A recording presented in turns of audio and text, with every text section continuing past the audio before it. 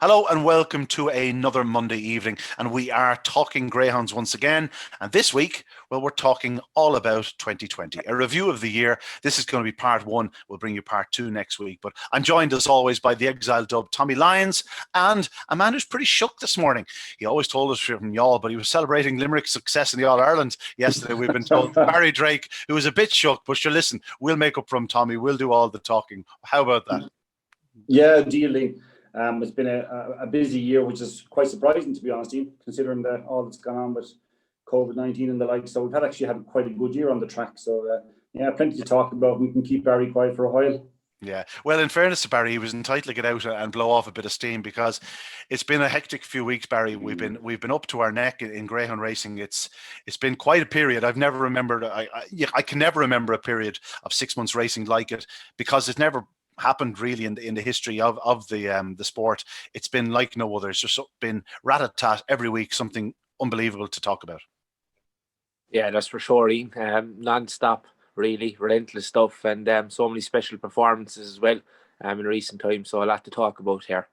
Yeah, as with any review of the year, I suppose the best place to start is in January. Of course, not an awful lot happened in January, although a couple of major competitions did kick off in the latter half of the month. The first we're going to talk about is, it was featuring a number of the stars of the year, and it was the Best Car Parks Gold Cup. It kicked off on January 18th, Shelburne Park, and it concluded in the early days of February. And if you look back at the actual competition itself, it was won by Ballymac Anton, the Warrior. He beat Ballymac Inspeed, Grangeview 10, Malachy, Run Happy, and Pastana.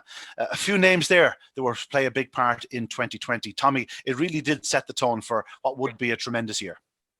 Yeah, it certainly did, Ian, because I don't know if we knew from what we saw from Pastana in the first round that he'd have such an impact on the year. We kind of expected from Ballymac Anton. We expect. Liam Dowling tends to get a good start to the year too, and in fairness to him, he continues to ride throughout the season. Ballymac Anton was just like bringing the old warrior, as you call him, to the party. I mean, he just has that ability to produce in, week out. Nice to get another big success for him. He's been an absolutely fantastic dog. But yeah, it was just the overall quality. It kind of set the scene. Little did we know that things were going to change so quickly at that stage of the year, and how we'd have to adapt to it to kind of make a full year out of the what COVID left behind for us to deal with. But in fairness, yeah, that was a good start to the season. Pastana, as we said, there was a good performance in the first round, but I don't think we quite realised how good he was going to be at that stage. Yeah, indeed, he was pretty. He was a good performance in the opening, but just highlights the strength of the actual final itself. Like Pastana was down at 10-1. He finished last in the final. Obviously, Owen McKenna did say that after lockdown he came back and emerged a man rather than a boy, and that's what he was at this point. But it was very much the established performers, the likes of Ballymac Anton, Grangeview 10, and Run Happy, of course, who had finished second in the Derby the previous year, that were to the fore in the best Car Parks Gold Cup. Of course, Ballymac Inspeed was only a raw pup at this point. He had won the future champion on race stake down at Enniscorthy. He'd run well in the National Puppy Stake, or the O'Neill's Dog Food Stake as it was last year, behind New Inn Taylor, and for him it was a big performance in second spot. He was to make some headlines himself in the future Ballymac Inspeed, not so much on the track but more in the betting ring. He was punted for pounds, shillings and pence after being purchased for the Irish and English derbies, and unfortunately injury did curtail his year. But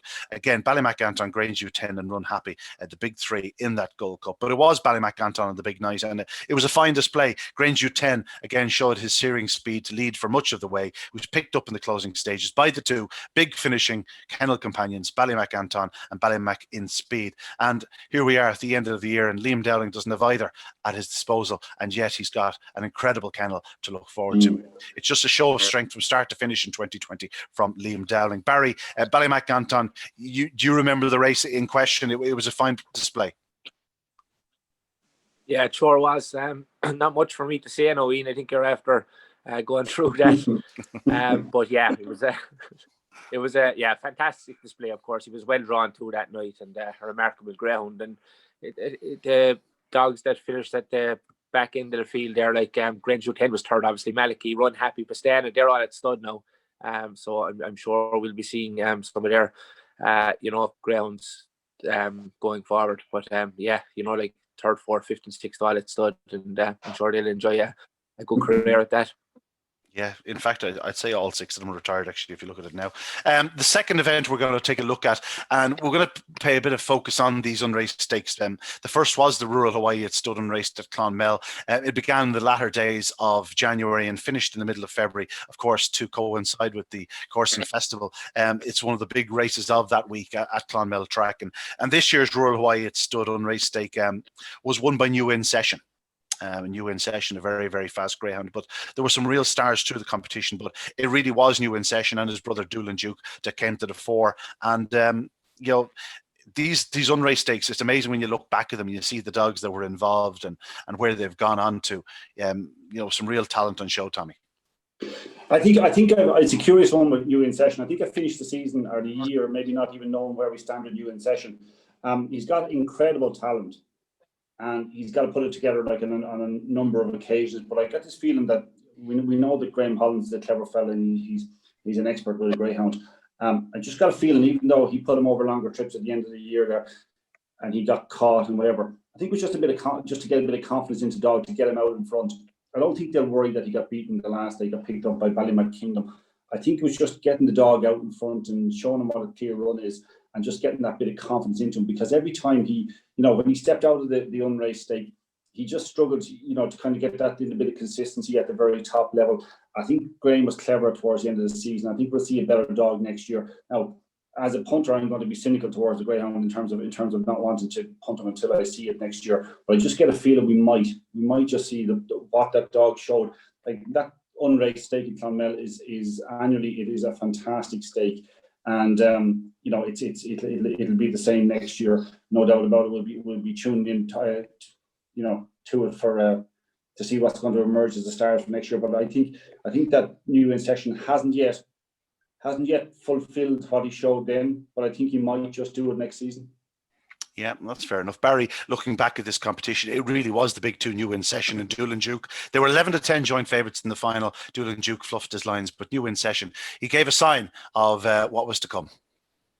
Yeah, definitely. Look, it's always a great competition. Obviously, people like to have, a good pup in action over the Coursing Festival. I suppose if they met tomorrow morning, they'd probably be, close enough to that price again. 2 greyhounds that have went on to achieve so much this year, but I think there'll be a lot more to come from the In Session next year. I thought he was slightly unlucky, in a couple of big competitions this year, so a lot to look forward to for him, and certainly want to keep a note on going forward. Meanwhile, in the couple of weeks after this competition, a certain young greyhound was dipping his toe back into the water. He'd been off the track for 2 to 3 months. Ewan Taylor won the Salachi Legal 525 at Limerick. It was a 2-run event. It wasn't worth any massive money, but he was to show his worth as this was his sort of first step back into the water after a bit of a layoff.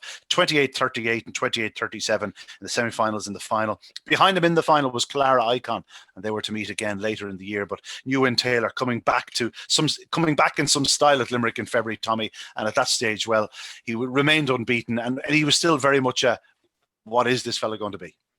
Yeah, I think we had a good idea at that stage, but they still have to go and do it. I mean, in fairness to Graham, that was a nice little reintroduction, if you know what I mean. It was quite a, for a dog of his caliber, it was, I wouldn't say it was soft, because you, as you mentioned, the likes of Clara Icon involved, it's not a soft competition, but it was just a kind of nice introduction, a nice stepping stone to what was going to be a remarkable season. He was definitely one of the stars of 2020, like an exceptional greyhound. Yeah, Barry, it seems strange to look back, and we were thinking at this time, like, what was Ewan Taylor going to be? Like, obviously in hindsight, he's a fairly special greyhound, Barry, but at that point it was a case of what next for this dog? Where will he go? Yeah, look, I suppose when he went into the Derby, a lot of people were saying would he stay at a 550-yard trip, and Pastana put him in his place in the opening round, but like what he done after that was nothing short of incredible, and it's sad now that we won't see him back in action again, because I thought he was on for a huge run at the Winter Racing Festival. But yeah, look, he had an unbelievable 2020, and one of the fastest greyhounds we have seen. course, it's not the first time we'll be talking about him, or last time we'll be talking about him No. in this review. Moving on, I have this one put under March, but it kicked off on February 21st. It was the Greyhound and Pet World Juvenile Classic, and whatever about Clonmel throwing out a couple of good ones. If you look back at the stake in Tralee, they are just everywhere. It was just some of the names in the opening round: Coulivanny, Chick, and Deadly Sydney, or Dearjet Sydney, Deadly Missile, Knocknable Sid, Ballymac Wild, Glengar Bale, Epic Hero, Price's Jet, and more. That was just a few that caught my eye. One or two of them even went out in the opening round of the stake, which was highlighting the strength of it. In the final, it was Ballymac Wild, but from start to finish, Tommy, this was a cracking Juvenile Classic. And, in hindsight, it was a better competition than we even thought at the time. Yeah, of course it was, Ian, because as you say, you mentioned all the quality. Glengar Bale even finished fifth in his first round heat. That's he must have been one of the fastest fifths or something that got through. Or he qualified through. He won his next round heat, I think. But it was quality, and in fact, in fairness, like the two unraced, or that Juvenile Classic and the unraced in Clonmel, they're in a good position in the year. They give those greyhounds the chance to develop into what we hope they will, or what they certainly did out of the Juvenile Classic, develop into Derby contenders and Classic contenders. It's a great position in the year. It gives them those few months to just really develop. That was just quality. Look, Dearjet Sydney, even we had our old pal Price's Jet winning a first round heat as well. You know what I mean? The quality from top to bottom was phenomenal now. Yeah, Barry, it was a stake you remember well. Ballymac Wild was to emerge triumphant. He was a 6-1 chance in the final. He was far from the finished article at that point, Barry, but he emerged a good winner. On the night, Glengar Bale was the 5-4 favourite. He suffered a terrible fall on the opening corner. Thankfully got up and raced on, and we know how talented he is and remains. But Ballymac Wild, a good winner. Yeah, that's for sure. An exceptional performance in the final. And, it's always a great competition. I've been speaking to a couple of people over the last couple of weeks who are already priming their youngsters at that competition next year. And we had plenty of, I suppose, y'all interest in that competition as well. JT Japan, who was previously named Burgess Casper.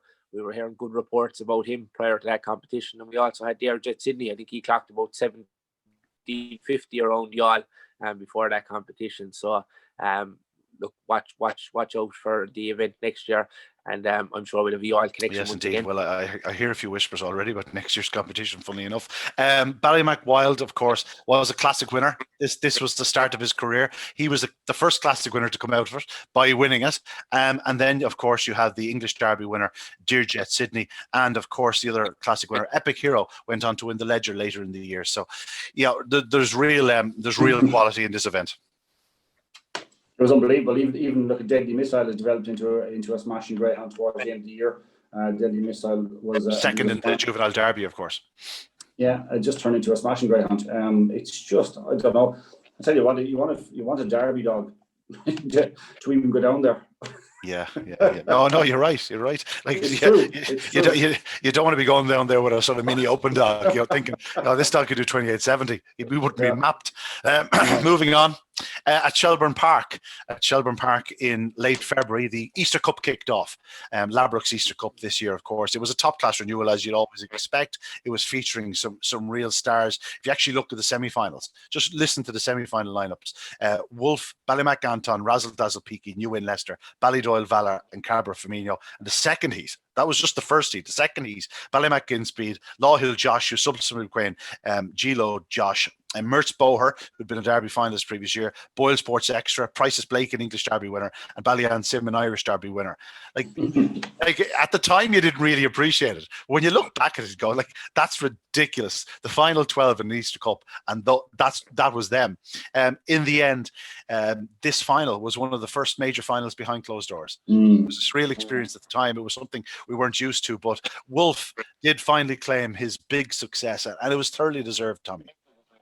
Big time. I was delighted. Probably one of the highlights of the year for me, Ian, because obviously the Maloney family from Castlemartyr own Wolf. They've had some terrific greyhounds over the years. They breed, they like, I suppose, like a lot of people involved in the game, they're aspirational. They're hoping that if they breed well, that they'll get those quality greyhounds. They've had the top quality. I mean, the very top quality Derby finalists, Derby favourites. They've had top quality. and it was just great to see them. It's a shame it was behind closed doors, because there would have been a great reception. Pat's a great character, puts a lot into the game, and we'll leave Barry to mention all the oil connection there, but Wolf was much deserving. He went on to be an English Derby finalist as well. So I mean, he just showed you the quality of the dog. And you mentioned the whole quality of that competition, the semi-finals. It just goes to show what it took to win it, and that a dog that has been at the top level for a while, like Wolf was, to come through. I was delighted to see it. I think it's definitely one of my highlights of the year. Yeah, no question. Barry, it's undoubtedly one of your highlights of the year. I didn't go to you first because I was afraid that you just wouldn't let Tommy talk. It was a special night for all involved in Wolf. And it was also a special night for all of those from your part of the world. Yeah, most definitely. Look, I'd echo what Tommy said there. We stood in the stand in Shelburne Park and 2 Derby final nights, and we were fairly hopeful on both occasions that Sonic was going to win the Derby. I think he finished third on both occasions. So look, it was great to see the Maloney family finally get big race success. Wolf, of course, looking back on last year's ledger, he was sent off a hot favourite to win that. Didn't happen for him on that occasion. Funny enough, it was Ballymac Anton who won that below in Limerick. Yeah, so look, the Greyhound deserved it. The owners deserved it. And as Tommy said, one of the highlights of 2020 for sure. Yeah, and this wasn't one of his most straightforward wins. He had to battle to get to the front in the early yards from trap 3, but did so and exacted revenge in Ballymac Anton in the end. There was a length and a half between them. Ballymac in speed was third. He really did have a tremendous end of 2019, start of 2020. Mertz Boherd, the Derby finalist, was fourth, and Gilo Josh, or Law Hill Josh, he was known at the time, and Razzle Dazzle Peaky at the tail of the field. He was a 25-1 chance on that occasion. Had it been 6 months later, he wouldn't have been 25-1. But at the same time, Wolf, a tremendous winner, a 6-4 favourite, and behind closed doors or not, a thoroughly deserved success. Yeah, like he missed it completely, really, and left himself with an awful lot to do. Like, I mean, I think it was Mertz Boherd that led it, was it? Was it Mertz Boherd that led the final? And he had to pick him up, I think, around about the third bend. He could just kind of show bravery. I always find when I'm watching Greyhound racing, the worst point if I'm on a dog that's challenging is the third bend, where they want to try to go through the inside. Doesn't matter what track it is. I just thought he showed real bravery, but that was just his experience coming through. Like, he'd been to finals, as Barry said, and he went on to more finals. I was just delighted to see him do it. It required a performance of real class after missing the kick so badly, and he produced it. So yeah, I'm just delighted for the Maloneys. Yeah, it was basically the last hurrah for Irish Greyhound racing prior to lockdown. Yeah. Lockdown kicked in on Tuesday, March 24th. For the record, the last race won was an A3 at Shelburne Park by We Know, and it just so happened that Tralee was on Racing Post television that night. I know because I was attempting to tip winners. My God, I can promise you one thing: I am not an expert in the Tralee graded scene, as that night was evidence too. We had no racing for 86 days. 12 weeks and 2 days. It was incredible time. I don't know about you lads. I got to spend a lot of time with my kids. After about a week, I was ready to go back to work. I love them dearly, but it was just a very hard time for everyone involved in the sport. Lockdown wasn't lifted until June 18th. Lads, it was a very, very strange time. Your thoughts were with everyone at the sport at the time. Yeah, big time. Sorry, Barry just seemed to be interrupted there slightly by his connection.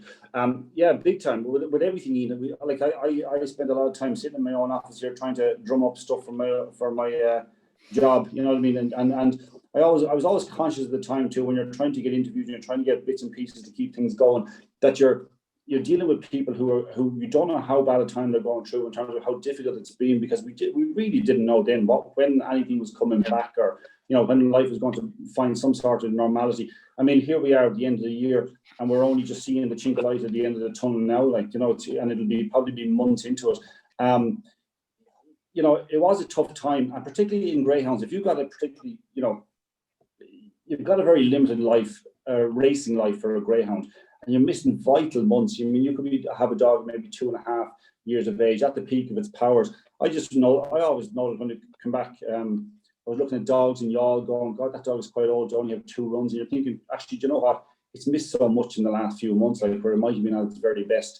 So it was just a really, really difficult period. We got through it. We got through it well. And in fairness, as you talked about at the start of this conversation, Ian, the last 6 months of the year have been so busy. We've really been working hard to make the best of it and make up for it. And I'm pretty sure I can say without contradiction that we did that. We made up for it. 6 months have been absolutely outstanding. Yeah, outstanding indeed. Barry, at the time, we thought we were going to lose, okay, the 600's on at the moment in Shelbourne Park.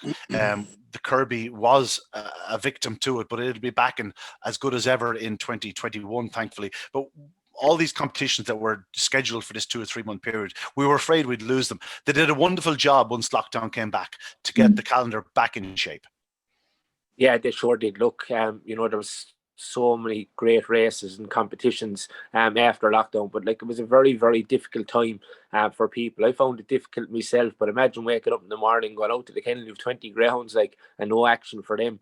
It must have been the longest 80 or 90 days in their lives. But look, as I said, Greyhound Racing Ireland done a fantastic job after that, but I'm sure any fella with greyhounds, it's something that they won't forget. Yeah, reruns of Greyhound View from 2000, 2001, 2002 will only get you so far, but they really were a lifeline to a lot of people in the evenings. Just give them something to cling on to in their sport, something to look back on and reflect on. Yeah, big time. Sorry, go ahead. Seeing your puppy face on them Greyhound. Puppy face. So that's the first time I've been called that anyway. Tommy's called me a pup, all right, but never a puppy face. You've definitely improved in the commentary as well. Yeah, I sure have. I'll tell you, I was raw, as they say. I was like a pup in a second race, only twice around in a trial. That was it. What about yourself, Tommy? Towards the end of lockdown, we were ready for racing. Oh, I was ready to do anything to get back going to some degree. To be quite honest about it, I unfortunately had that bloody thing, and it was just trying to quarantine in my own house for a couple of weeks during that period. It was some torture. I never watched so much rubbish on television. Thankfully, we had, if there was a good thing to come out from the Greyhound point of view, the fact that we kind of, you say the Greyhound View was being shown and all that, it's kind of led to a bit more people. Like Barry and I were talking about this the other day. We were having a coffee, just having a chat about things, and the amount of people who have come up to us said they watch those and they watch what's happening now, whether it's Barry's podcast or the pieces you're doing, or this show itself. I mean, the amount of people who've actually have taken the opportunity, and it's been an opportunity that GRI have actually kind of brought to the people, is to actually go in and connect with it and get onto social media. It actually seems to have worked, and people are staying with it, if you know what I mean. So we were chatting about that, and you wouldn't believe it, honest to God, you wouldn't believe the people who you think that would never have maybe they wouldn't be technically savvy enough to be going and getting all these things. And they are watching it. Barry might even tell you about that, like some of the people who just amaze you. And it's brilliant. It's brilliant because it just means that Greyhound racing is still getting out there. It got out there during that difficult period. And I'm sure it was hard work trying to get all these Greyhound View videos up and out in a format that people could watch. And in fairness, it's been carried on. So I mean, it's been a positive. It's been a positive outlet, to be fair. Yeah, the one positive is people are one negative is people are absolutely sick of the sight of us three, I'd say. Lockdown, as I said, was lifted on June 18th. We had a return to action at Enniscorthy, Youghal, Galway, and Limerick. And so we were ready to get going again. But of course, you can't just jump straight back into it. Certainly with top class greyhounds, you have to give them a period of trials and just getting themselves a preparator too. So it was really until the middle of July when we really got going again. And fittingly, we kicked off with the Produce Stakes at Clonmel. Started off on July 10th. It was to progress right through to August 2nd. And as it was a special Produce Stakes. Of course, it was a little bit later in the year, so these dogs had that little bit more experience, maybe not quite so much on the track, but at home they had a lot more work done. They'd matured perhaps as greyhounds, and as a result, we were left with an absolutely fantastic Produce Stakes, which was kindly sponsored by one of the great supporters of the game, Larry O'Rourke. The competition included the likes of these: New In Session, Doolin Duke, Rathcool Fox, Epic Hero, Kalara Icon, Coolavani Chick. I put in Seven Heads Rock for you, Barry. Ballymac Kingdom, Feudal Spirit, UN Sheedy, Deadly Missile, Mina Miracle, and I haven't mentioned UN Taylor, who went on to win it. By the end of this Produce Stakes, UN Taylor was 12 from 12. But at the same time, the likes of Epic Hero, the likes of New In Session, others had shown their worth, had shown their real promise and potential. It was a special produce stakes won by a very special greyhound, Ewan Taylor. His display in the final, when he actually was led in the early yards by Jack Solution, to take it up on the corner the way he did and go on to win by a length and a half, and 28-34 was the display of a greyhound that really was going places. It was to be his end of his winning run, as we will find out in a moment or two. But 12 from 12 at this stage, he really did have the world at his feet, Barry. Yeah, definitely. I thought it was one of his greatest ever performances, really. I remember going into the final, I was saying to myself, please just win this final, because, you know, he had starred in the competition, unbeaten record. I was saying to myself, probably going to get beat now, you know. But no, it was his greatest ever performance for me. I thought he was in trouble when he didn't lead, but you know, what a remarkable performance, and definitely one of the highlights of the year for me. Yeah. At the semi-final point, Tommy, we were all talking about New In Session meeting Ewan Taylor in the final. New In Session was 6 for 6. Ewan Taylor was 11 from 11. New In Session fluffed his lines, didn't make the final, but it was still a quality final when you look at Doolin Duke, Epic Hero, Rathcool Fox were also in the lineup there. You know, some really talented performers, but Ewan Taylor was just simply too good for this occasion. I think sometimes maybe when a competition is happening, we kind of take it for granted to some degree, or maybe we just don't realise the depth of quality that's involved and what it takes. You kind of almost took for granted that Ewan Taylor was going to go through the competition unbeaten. Or you kind of that was kind of the talk before the start of the Produce Stakes. I think what was so impressive about the performance in the final, was that he tracked the first bend with a dog inside him. He just tracked it particularly well. He didn't give away a lot of ground, even though Jack Solution was inside him. And to emerge in front from there and to go maybe 3 lengths clear down the back, it was a phenomenal performance. It still left us with a couple of doubts about the 550-yard trip. Yeah, it did. But at the same time, we were understanding that Clonmel is a stiff 5.25 compared to other tracks. And the likes of the final, he did look that bit stronger than he had done. But we still had questions. But that's what you want. You want questions going into a derby. You don't want to go into any derby any year with a dog that's going to go and rout the opposition week in, week out, and it's going to be boring. We know what's going to happen. That's not the way a derby should be.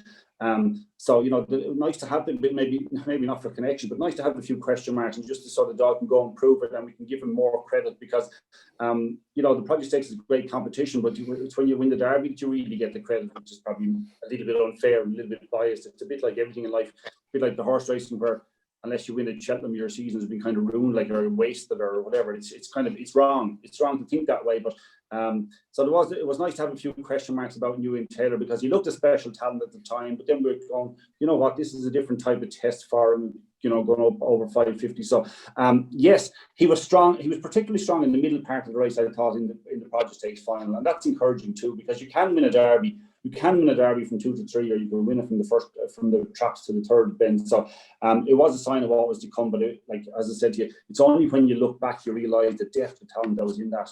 And as we've spoken now, going back to the start of the year, the competitions were just phenomenal. Really were. I wonder if we went back to 2019 and 2018, would we see that? I don't know if we would.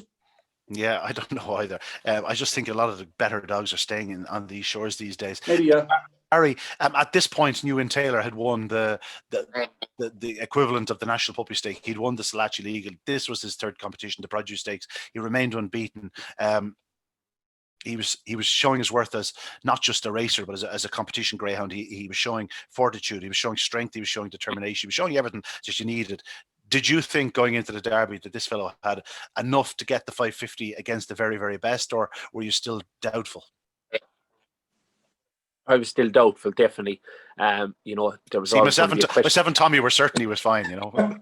Yeah, but look, you're always bang on the money, and yeah. There's my cash ready cup, okay. Just in terms of Ewan Taylor.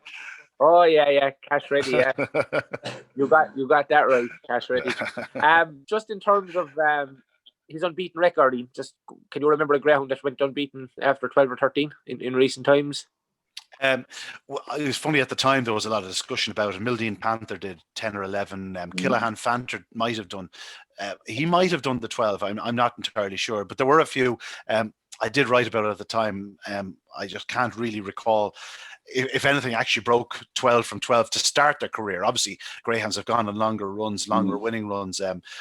In my own lifetime, I remember Late Show did an unbelievable sequence, and Mega Delight, funnily enough, the dam of Westmead Hawk, when she was over here trained by Seamus Graham, I think she won 16 on the bounce, or maybe 15 on the bounce, and lost her 16th in the Barry's T 750 final at Cork. Believe it or not, you get the best beaten down in Cork, I can promise you that. Lads, we'll move on.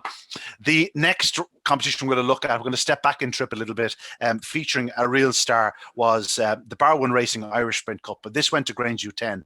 It was very much Grange U10 and Brodie's Magic that emerged as the big two standout performers. Swanley Bale had produced some eye-catching runs in the early rounds, and in fact the opening round had seen a greyhound called Running to Stia with in style, but come the latter stages of the competition, it was Grange U10 and Brodie's Magic that were very much to the fore. In the semi-finals, things went a bit special. Grange U10 broke the record with 20.75 return, only for Brodie's Magic 15 minutes later to better it with a 20.73 return. Two sensational sprinters. The clash in the final never really happened. Brodie's Magic fluffed his lines and Grange U10 emerged a comfortable winner. But Tommy, I'll remember it for that semi-final night as much as I will for the final and displays of Grange U10 throughout, but a very special performance by Grange U10. Yeah, and what a great greyhound to be able to mix it so well over 525 and over 400. He was a special greyhound. He had a great year. He was arguably a little bit unlucky, maybe not to qualify for the Laurels final. He was a finalist last year. He was trying to go back to back, but that semi-final night was a bit special. I think it probably alerted us to Brodie's Magic, to maybe what Brodie's Magic was capable of and what he might maybe later do. But you know what makes great competitions is when there's more than one dog, capable of doing some big time. So that's like the semi-final performances were absolutely monstrous efforts, and it kind of set up a final. In fairness, the experience of Grange U10 probably gained the day.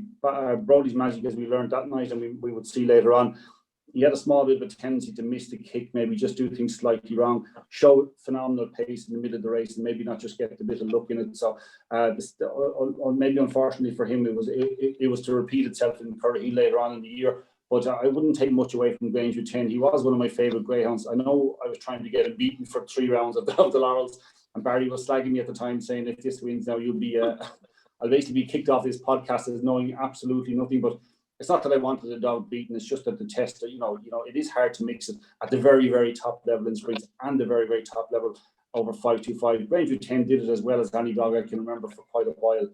And deserving of another big success like that. But I thought Brodie's Magic, even though he finished last in the final, he emerged with plenty of credit. So it was another quality renewal of the sprint. Yeah, of course, the final taking place in the traditional August 15th slot. Barry, Grange U10, of course, it wasn't his first classic success. He'd won the Produce Stakes a year earlier in tremendous fashion. We've had 2 special Produce Stakes winners in a row now at this point between Grange U10 and Ewan Taylor. But what were your thoughts on Grange U10? Obviously, you'd seen him go so close in one of the great classic deciders in Cork in late 2019 when he was beaten just like inches behind Rocky Bay Foley into third, having set the pace for much of the way. Yeah, definitely. Look, he was a remarkable greyhound for trainer Patrick Guilfoyle, and he posted some top class displays. What a wonderful servant he was, and it was great to see him win this competition. It was a top class renewal of the event. Brodie's Magic as well in the final there, and it really caught the attention, I think, of greyhound folk all over the world. Obviously, because we've seen so many special performances in the competition. But top class display in the final, and what very worthy winner. Indeed. We are talking about Brodie's Magic, but we actually look at Grange U10's record through that competition. On the bare form, it would look like he was dominant and never in any danger. He won his 5 rounds. In his 5 rounds, he clocked 21.10, 21.18, 20.85, 20.75, and 20.88. Like, he really came to prominence in the end of the competition. He was really at his peak at that stage. He retires with 6 wins from 6 over the sprint trip, and he won his 5 rounds by 2 lengths, 3 1/4 lengths, 4 1/2 lengths, 8 lengths, and he won the final by 3 1/4 lengths. It was truly an unbelievable display of sprinting, and it's an awful shame that we only saw him sprint 6 occasions, because he won his prep race well, and then he won his 5 rounds with plenty in hand. Yeah, very special greyhound, Grange U10. I'm going to miss him on the track. I really was taken by him. I'll never forget the displays he showed in the first 2 or 3 rounds of the Irish Derby in 2019, where he absolutely rocketed to the third bend, very similar to the likes of Pastana and Ewan Taylor this year. He wasn't getting home, and in the end, that was the cost him. He missed the kick in the quarterfinals and went out. But no, he was a brilliant greyhound. We move on to some more brilliant greyhounds, because the Champion Stakes, of course, took its place in its usual traditional slot. And funny, by this time, we had started to come back to the calendar to a point. And the likes of the Derby, the likes of the Champion Stakes, even the Oaks and Ledger kept their slots, and it was up to the board and those in power to slot the rest of the competitions around them. And the Boyle Sports Champion Stakes really was a vintage renewal. At the time, it was won by a dog, Pastana, who had shown his worth after lockdown. Owen McKenna had said he'd emerged a man from lockdown. He'd won he produced a massive run down at Curraheen Park that Barry was telling the world about. It was a sensational sub 28-second run down there. He'd also won a race in Shelburne Park in mighty fine fashion. He'd been beaten in the semi-finals of the Champion Stakes, but in the final we saw what was to come from Pastana. Showed great determination to drive the opening bend, got around, won in 29.57, and little did we know that he was to go considerably faster in the very near future. But the Champion Stakes final, just listen to them in finishing order: Pastana, Ballymac Wild, Ballymac Anton, Ballymac Cooper, Ballyhimmick and Jet, and a certain Lenson Bocco at the tail. Special race won by a special greyhound, lads. Tommy, your thoughts on the Champion Stakes? Yeah, this is funny. It's kind of in keeping with the year that the depth of quality in the final. I remember. I think it was during the Galway races, I bumped into Declan O'Donoghue the week. I think it was the week of the Champion Stakes final, and he was saying to me that Pastana was way overpriced. In fairness to him, I think it was 6 or 8 to 1 during the week. I think it returned 6 to 1 actually. Pastana. That was that was kind of announced himself to the world a bit more, wasn't it? I know he had done the run in Cork, but you're doing it on the big stage, Champion Stakes. That was when he announced himself as a possible Derby dog.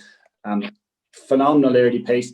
I think we can. It's probably a discussion for another day, but at the time of year when the Derby's coming up the track, tends to get that a little bit faster, and it kind of suits that type of dog. Maybe we get coached into thinking that maybe the track isn't going to run that quickly when we're watching it for the whole year, and all of a sudden then you come to the height of the summer and things are just going a little bit quicker. It suits the likes of Pastana there or Ewan Taylor with the big early paces, and they're just getting them home over 550 yards. It was a great performance, to be fair, because you're holding off the likes of Ballymac Wild, who would be a Derby finalist. You're holding off Ballymac Anton, multiple classic winner, Ballymac Cooper, another power pack dog who had beaten Pastana in the semi-final. I mean, it was absolutely brilliant. There was no hiding place in that Champions Stakes final. If that was the final of the Derby itself, you'd say, geez, we had some Derby final this year, didn't we, lads? Yeah, no, that's fair enough. As it was, two or three of them got to the Derby final again. Yeah. Barry Pastana, a special greyhound on the night. There were still doubts over his stamina after the semi-finals. I thought he wouldn't stay 550 yards in a black taxi, as it was in the semi-final night. He ran reasonably well and he stayed okay. I still didn't think the 550 was going to be a strip. But on this occasion in the Champions Stakes final night, if you actually watch it back, he was still in front, passing the first corner second time around, shall we say. He was led in, he led into the escape. He wasn't stopping. And Owen McKenna was right. This fellow was developing quickly, and he was becoming a man. A fairly emphatic performance from what was to turn out to be a superstar. Ian, you're letting yourself down there now. You fancied Pastana to stay at 550. You fancied Belly and Sim to stay at 550. Come on, tell the truth. Not sure about that part. Yeah. I know, yeah. I think it was as big as 10 to 1 actually, when they priced that up before that big race final. Obviously he was sent off at 6 to 1, but going back to the Cork run, I think he beat Running to See Ya in Cork that night, so that form was certainly franked. Des Grace, I think, really came to fame with Pastana. We've seen many of glorious interviews and a real character of our sport, and it was unfortunate what happened to Pastana, because he was another star of 2020 for sure. Yeah, no, Champions Stakes a wonderful renewal this year, and of course it would lead up into a wonderful derby.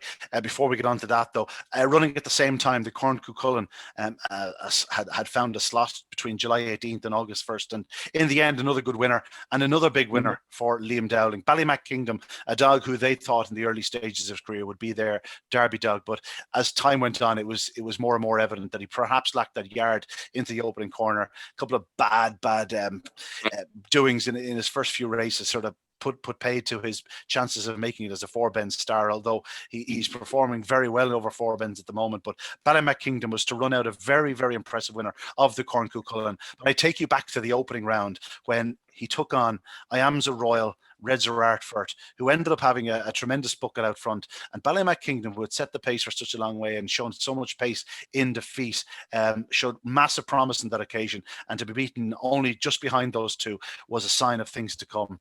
His early speed did come to the fore in the concluding rounds, and he was an emphatic winner of the Corn Cuchulainn. I know he only wins a length and a half, Tommy, but it was a fairly comprehensive victory for Ballymac Kingdom. Yeah, he was a quality dog, and that's the long and the short of it. Like he showed that before, and he showed that again afterwards. Yeah, as you said, like we highlighted him a couple of times during the leisure because he got the cup. You know, he was just minding himself a little bit because of those bumps that he'd received or those kind of doings, as you said, that he had received at the first bend a couple of occasions. But when things went right for him, when he just got that little bit of a gap, he had phenomenal pace. So, I mean, he's another worthy winner. It's not like there was a fluky performance. Reds Artford was sent off favoured on the night, and Reds Artford, in fairness to him, finished off his career in style a couple of weeks ago. So look at it was another classy renewal, and Liam Dowling. It doesn't matter what the distance. Okay, he mightn't have too many sprinters, but other than that, the dogs seem to stay forever, don't they?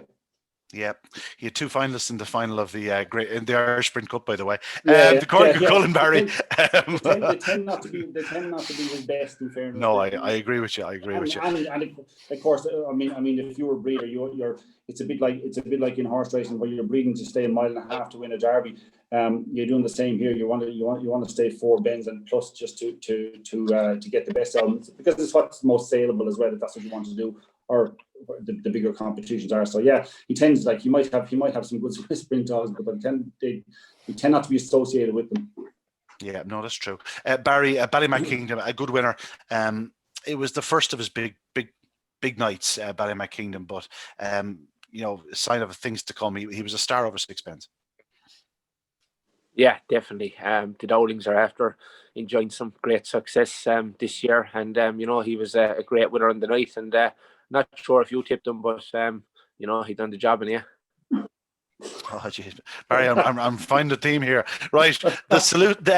Just at Shelburne Park at the same time, they introduced a €10,000 competition called the Salute to Our Industry Open on Race Day, and it was seen as a chance for the unraced dogs that missed out during the lockdown to get some experience. And this turned into a cracking little competition. We won't stay too long on it, but it was won in fine style by Amazing Champ. But just looking through the competition, the likes of Great Name That, Night Tornado, Drumco Darwin, In the Satchel, and Ballymac Gabo all ran in the opening round. They all didn't get to the final, but it was just a sign that the likes of these dogs were to emerge. Savannah Cody was the favourite coming into the final. He was known prior to that as what was he known as? No, bear with me. But Amazing Champ was the winner. He was a dog that was progressing through the competition. He had some very impressive trial form. As we were to find out, he wants further. Ballymac Gabo, a dog with blistering early speed. It was a cracking little competition, Tommy. It was, but this goes back to the point I made a bit earlier. When I was saying about dogs losing time, and in fairness to those behind the racing schedule, they did a great job to fit them into it. As you say, there was a lot of good money to be played for. So I think that was a key to it, is getting those good dogs out and giving them a good opportunity to kind of gain that experience at their own level or in against their own similar dogs of similar kind of experience. Is probably it. So. Yeah, it was a good competition. Amazing Champ turned out to be a very smart dog, and I think we'll probably see more next year too. Yeah, we certainly will. Definitely over further than 525. Barry, you were a fan of Amazing Champ, I know that. Yeah, definitely. Look, he came into the competition with a big reputation, and you know, he was a great winner of the event. He let me down in the racing festival, but I'm sure we'll see him back way soon. Yeah, no doubt about that. New Line Cody was the guy. New line. I couldn't remember the prefix. Worthy mention here. At the same time, at the same night, actually, the Tipperary Cup was run, the Centenary Agri Tipperary Cup, and Riverside Leo claimed the prize he so richly deserved for his talent. He led from the corner to win in 28.65. He'd only one more race after that before injury ended his career, but Riverside Leo was a good winner of the Tipperary Cup. And also at Shelburne Park, the Oran Kennels Puppy Oaks. It was only worth €2,500 to winner, but it produced a hell of a winner, in Droopy's Curio. It was a sign of things to come, Tommy. We know now that we have an incredible crop of bitches, but at this point, one or two of them were starting to come to the fore. Droopy's Curio led early and won in 28.13. She was a special youngster, and she was showing it in the Puppy Oaks. Well, if anybody who heard me talking here in the last couple of weeks and heard me saying nice things about Droopy's Curio, I think she's a talent. Things didn't go right for her maybe towards the very end of the season, but I wouldn't mind that. It was a good second half of the year for the bitches in particular. The strength of them for next year is quite phenomenal. I think we're going to have a year to remember with the bitches in particular. And she was one of them. When she did it right, she could break track records. We saw that at a couple of tracks. She was phenomenally fast, and yet didn't win an Oaks. That will tell you, we will be talking about that later on, but just to tell you the quality of the bitches in the country. Droopy Curio was quite special, and I think she will be next year, but she'll have to up her game. That's just where we stand. In the first 10 strides, she needs to up her game, because she's as fast as any of them from the winning line home. Yeah, like the I was going to call it the Night of Stars, but the Winter Festival, she lost her race. The race is over, because you're not going to come back against the bitches of the quality of Ballymacbeanie. You're just not going to make up the ground. I mean, you can't afford to make mistakes when you have that sort of quality in against you. I still think she's, as you say, she's as fast as anything out there. And I think we'll see it next year. Now, hopefully we'll see it on a consistent basis that she can win competitions. But so the bitches are particularly looking forward to next year. Yeah. Before we get into the Derby, we might finish this half of the review with the Derby. So before we do, I'll mention three competitions that ended around the same time as the Derby. Firstly, the Cambridgeshire, which was won by Skywalker Logan. In his last big race victory, shall we say, he had more races after this. He had a win around Cork in a good time, but this was his swan song as such. He beat Ballymac Kingdom, Reds Artford, Sporting Pat, Springwood Vardy, and Deadly Delago, breaking a track record in 41.41. A dog of this stature going out in that manner, it's fitting, because he was an absolute superstar and breaking a track record around Limerick in the Cambridgeshire. Well, no better way really to sign off, Tommy. Yeah, I think Barry just signed off too for the first half, but I think there weren't enough mentions of Yaws, so I'd say he's probably just a bit of a protest. Tell him to come back. We'll mention him in the second half. The Dave Collins Munster Memorial, or the Dave Collins Memorial Munster Oaks, was also run at the same time. €5,000 to winner. Of course, Risk of Thunder emerged a good winner for Lorraine Moore in the night. In hindsight, it really was a tremendous final. Of course, the favourite in the final was the aforementioned Droopy's Curio. She missed the kick on this occasion. She'd broken the clock, of course, in the earlier rounds, but she was to badly stumble early and find traffic. And the remaining finalists were Fabulous Belle, Bowshine Bullet, Slippery Diva, and Droopy's Dota, a stellar field themselves. But Risk of Thunder was a good winner. As we said, Droopy's Curio missed the kick. And just have to give a mention to the JAG Building Services and Kilkenny Greyhound Owners and Breeders Association A1 Derby at Kilkenny. That was worth a whopping €10,000. These are the competitions that you nearly forget about. But September 25th, and that went to Gort Kelly Nestor for Andrew Murray. He'd improved through the competition and won in fine style, winning in 28.89. And it was great to see that type of greyhound, the dogs that are perhaps that stride or two behind the top class dogs, having their chance to shine. He was an evens favourite in the final, and he won as a favourite should, collecting €10,000 for Andrew Murray, as I've said. So that was just one or two things we had to tie up before we get into the Derby to end this opening half of the review. The Derby itself, lads, it kicked off on August 14th, August 15th. It really settled us in. It got everyone at home. Just, it was a case of, we got to the Derby. The Derby's underway. As it was, the end of the Derby was a bit of a worry. We had a few punters in for the first round or two, and then the government started closing things down. And we feared that there'd be no racing at Shelburne Park and the Derby would be lost. But as it was, There were empty stands for the concluding rounds of the Derby, but we had Racing Post television, and it was a tremendous Derby from start to finish. We've touched on that many a time, but obviously the stars through the competition were the likes of Pastana and Ewan Taylor.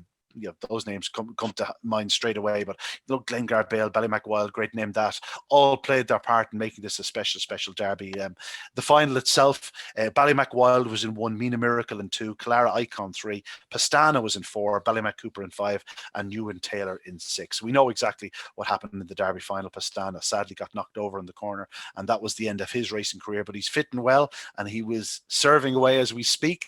But it was a great Derby from start to finish, Tommy. Pastana was the one that really caught the eye in the opening few rounds. Yeah, and it kind of set it up, because the fact that Ewan Taylor and Pastana actually clashed in the second round was good for the competition, because we had assumed maybe that Ewan Taylor was going to be the dog. Now, in fairness, Pastana was sent off a short price favourite when they clashed, and Pastana duly obliged. They were 28.99 run was absolutely phenomenal. I don't know when we'll see that again, but the Greyhound breaking 29 seconds for 550.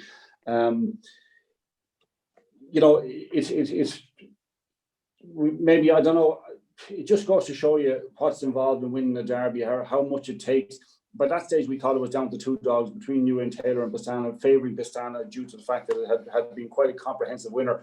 But it's about a bit of attrition as well as having to have the class to perform at the very top level week in, week out. You've got to do it over 6 weeks, which is a real test of a Greyhound. So, it had whetted the appetite. It was a good start to it. There were loads of other good winners. Ballymac winning heats early on. All the good dogs were there, and they were ticking the box, saying, yes, I'm involved.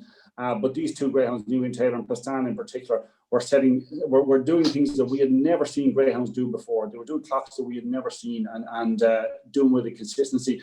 I think you're very fond of the sections, Ian. In terms, during the Derby, you mentioned them quite a bit in your commentaries, and what they were doing was just an absolute joy to watch. What happened in the final was a bit of a shame, but we still got a good winner out of it, and it ended up being a good Derby, and one we should remember more fondly. At least Pastana, thanks be to God, Pastana came off and is fine since. But it was a brilliant Derby. I think we can overlook the fact of what happened in the final itself and say, geez, we saw some things that we had never seen before.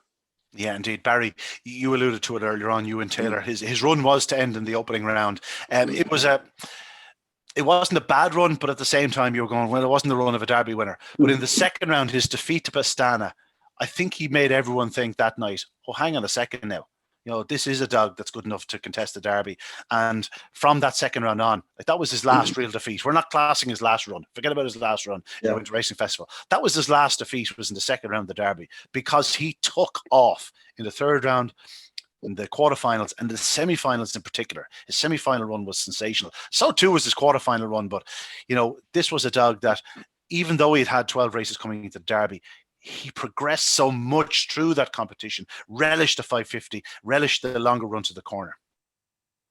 Yeah, definitely. Yeah, he was a Greyhound that improved during the competition, and he really peaked at the latter stages, although his performance in the final probably wasn't his finest performance. But, still to win a Derby final and post some incredible runs in the competition, it really was a joy to watch, and it was probably one of the best Derbies ever. Yeah, it certainly was, and we got to watch it from the comfort of our own couch, lads. It was a very surreal, very different experience with the empty stands, and I was one of the lucky few to be there on the night, and I was up to my neck. I was busy. I was talking to Race Post TV. I was doing my own work, commentating, and you're trying to write a report at the same time. But it's still a Derby, and it was still a time to absolutely to relish what was going on in the track, and thankfully they really did live up to what we needed at the time. We needed a special competition, we needed a special Derby winner, and we got both of those. Obviously the Pastana incident was such a terrible shame, but as we said, in hindsight, everything's fine and well with him, thank God. But Tommy, this was a Derby that wasn't won in conclusive fashion in the end. Like, he had to really dig in, because between the last 2 bends, for that stride or two, if Mina Miracle stays to the fence, she looks a potential Derby winner. Yeah, how things change in a matter of strides, making a decision by a Greyhound to either step inside or step outside, or just do it. Like, Ewan Taylor looked vulnerable around the last 2 bends with the speed that Mina Miracle was showing. The competition introduced us to the cores as well. To be fair, that they became good characters during that competition, had success subsequently, which was great to see. Passionate people who've hit upon a great breed, in fairness to them, a great litter of the Rio's girls. Mina Miracle made it an exciting final. What happened to Pastano was desperately unfortunate. It did overshadow to some degree, obviously, but the race itself, the 30 seconds, the 29.61 was won in, were quite exciting. Mina Miracle came there, I thought, and in fairness to Declan Donoghue, he was on with us the week before, and he was saying that he thought the two outsiders, Kilara Icon and Mina Miracle, they shouldn't be 25-1 chances. He was seeing ways that they get involved in the finish, and how right he was. Mina Miracle was almost, I would say, her race to lose at the last bend.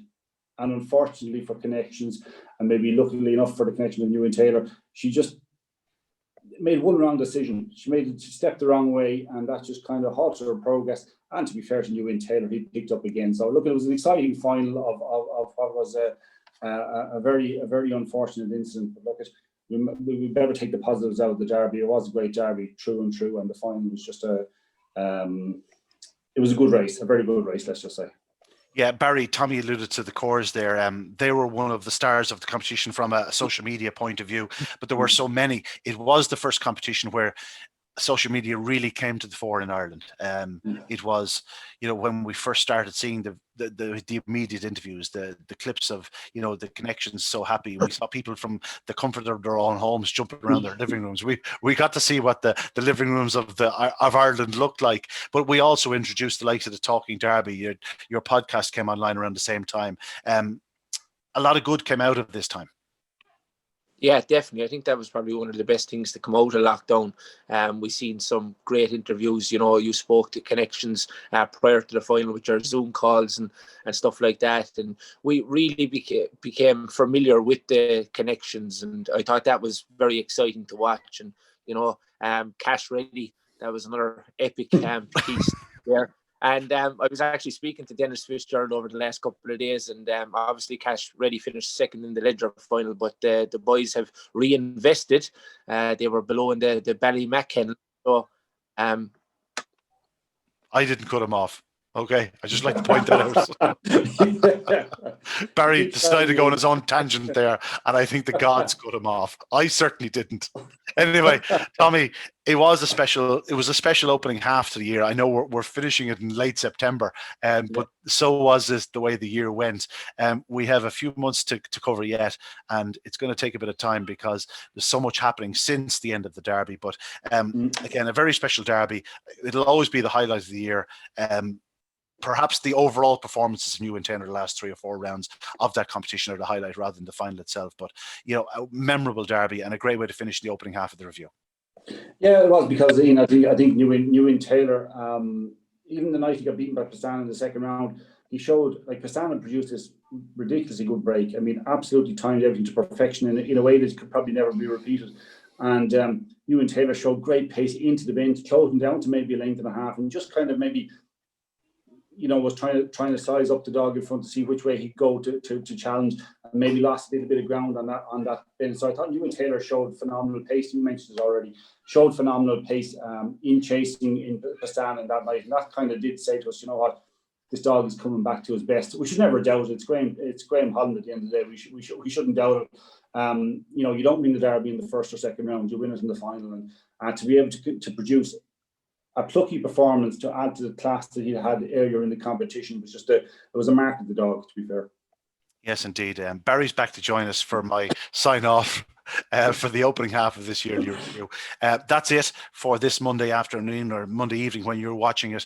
We'll be back next Monday for a second part of 2020 review. Join us then. But for now, happy Christmas and we'll see you soon.